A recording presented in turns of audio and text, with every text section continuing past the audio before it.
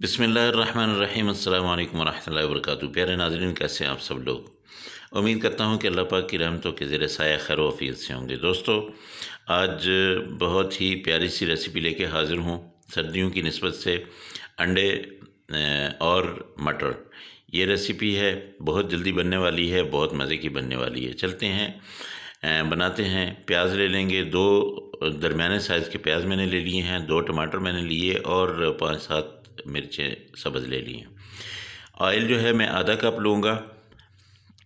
इसको अपना चूल्हे पे चढ़ा दिया है, दरमियान का फ्लेम रखा है और 10-12 जवे जो है ले लीजिए लहसुन के, मैंने काट के डाल दिए हैं, कूटा नहीं है मैंने इसको, सिर्फ लहसुन लिया है, अदरक नहीं लिए। तो ये लहसुन जो है इसमें मैंने काट दिया है। अब इसमें मैं प्याज भी डाल दूँगा, तो प्याज के साथ साथ ये भी जो है ब्राउन हो जाएंगे।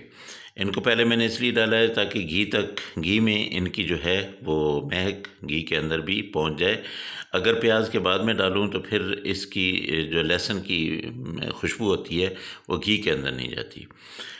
4 मैंने अंडे लिए, उनको उबाल लिया और इनको अब मैं इसका छिलका उतारता हूँ। एक चीज़ आपको बता दूँ कि अक्सर दोस्तों से छिलका नहीं उतरता, अंडे जो है वो टूट जाते हैं। तो जब अंडे उबल रहे हों तो उस वक़्त आप उसमें 1 चम्मच जो है वो नमक डाल दें, तो उनका छिलका बहुत जल्दी से उतर जाएगा, बहुत आराम से उतरेगा और ये देखिए बिल्कुल अंडे भी साबित रहेंगे। अब इनको मैं लगाऊंगा कट, और कट आपने ऐसे लगाने हैं, 4-4 कट जो है वो एक अंडे पे आपने लगा देना है।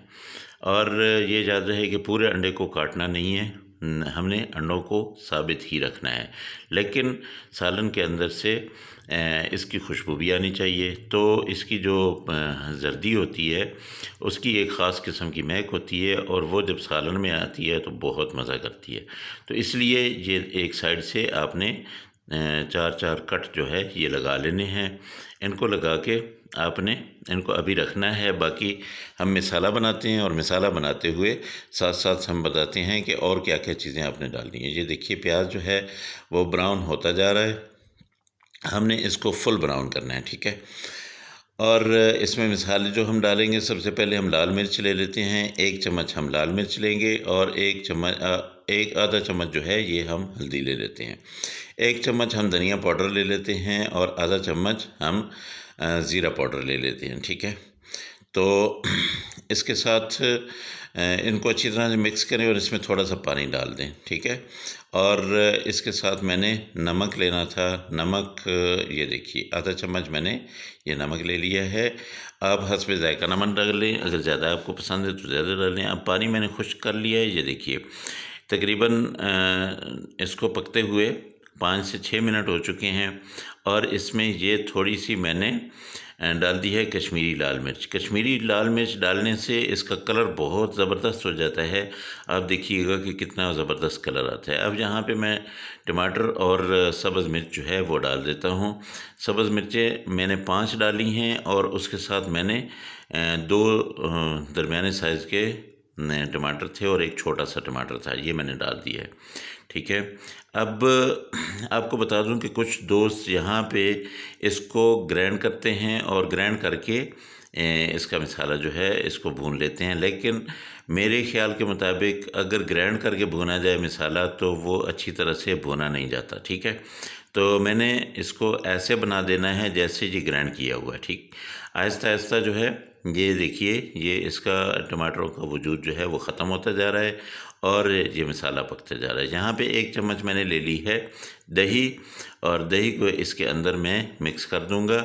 इसका भी एक बड़ा अच्छा जायका और बड़ी अच्छी लुक आएगी इससे।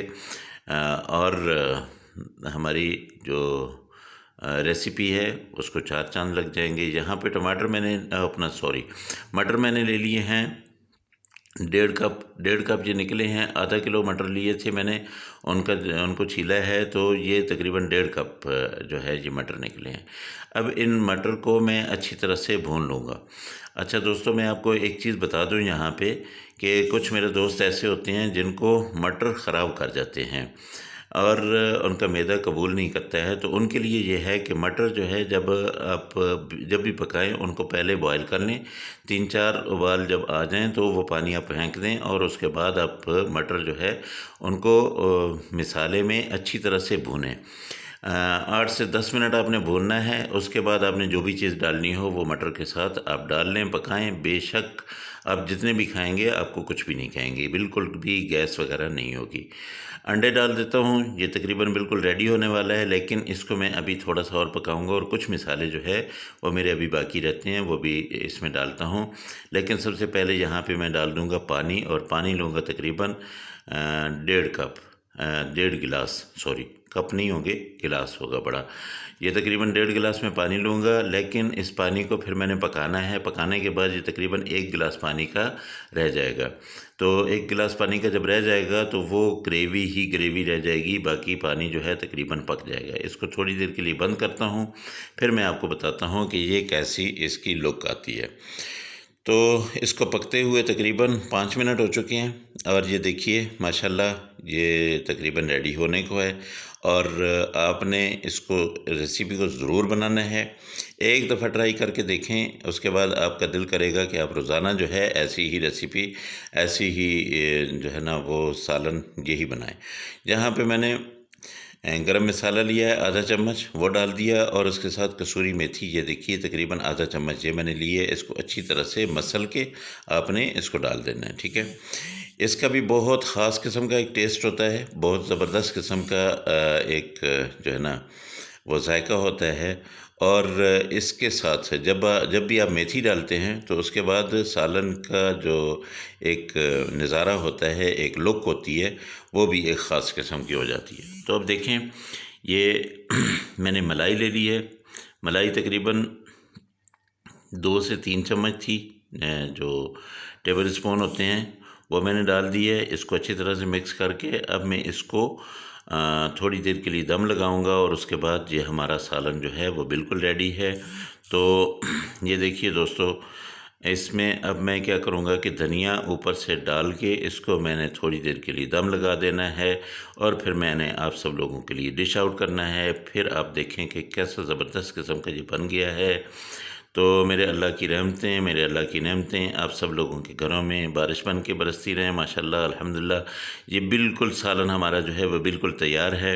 तो मेरे दोस्तों, मेरे चैनल को ज़रूर सब्सक्राइब करें, और मुझे जो मेरे पुराने दोस्त हैं वो एक अच्छा सा प्यारा सा कमेंट और अपने दोस्तों के साथ मेरी वीडियोस को जो है वो ज़रूर शेयर करें।